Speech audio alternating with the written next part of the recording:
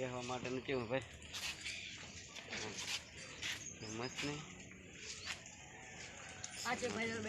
જય માતાજી મિત્રો આપણે આવી ગયા છે ગૌશાળામાં તો ગૌશાળાની અંદર ગાય છે ચેક કરી અને આ છે મિત્રો બધી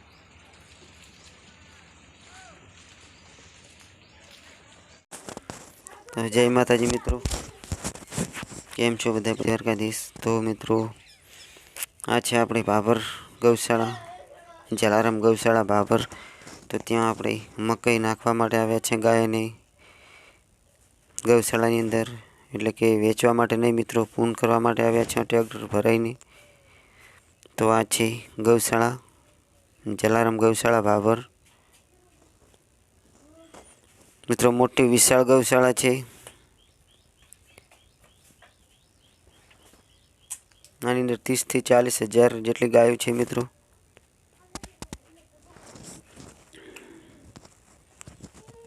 આ છે ગૌશાળાની ઓફિસ સામે જે દેખાય છે તે બધી ગાયો જ છે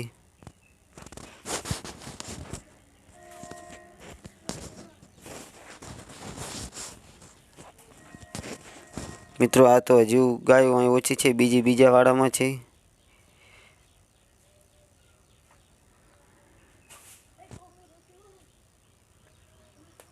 તો બન્યા રહેજો આપણા વ્લોગમાં હવે મકાઈનું ટોલું ખાલી કરે તે પણ તમને બતાવીશું ગાયો કેટલી આવે છે ત્યાં તો બન્યા રહેજો વ્લોગમાં બહુ વિશાળ ગૌશાળા છે ગાયો પણ ખૂબ છે ત્યાં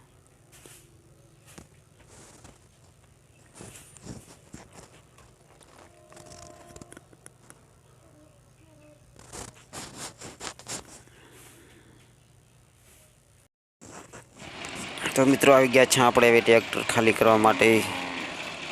તમે જોઈ શકો છો કેટલી ગાયો ત્યાં આવે છે દોડીને જો ગાયો કેવી દોડીને આવે છે મકાઈ ખાવા માટે ગાયો પાછળ ભાગવા માંડી બધી શું કે મકાઈ છે અંદર એટલે ખાવા માટે પાછળ ભાગી રહી છે તો બધું ખાલી કરી નાખવાનું છે ત્યાં ટોલું આખું ગાયો માટે તો મિત્રો આ તો એક જાતનું પૂન કહેવાય ગાયોને જે પૂન કરવું તે મોટું પૂન છે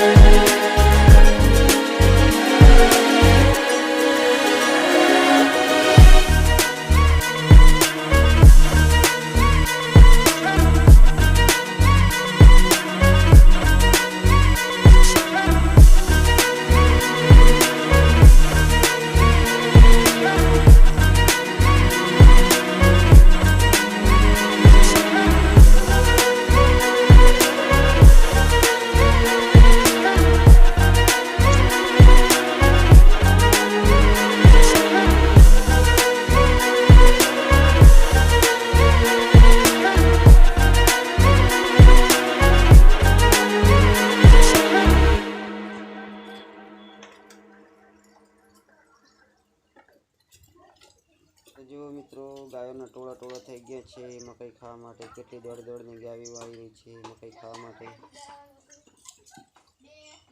મકાઈ પણ એટલી સરસ છે કે ગાયો દોડને આવી રહી છે ખાવા.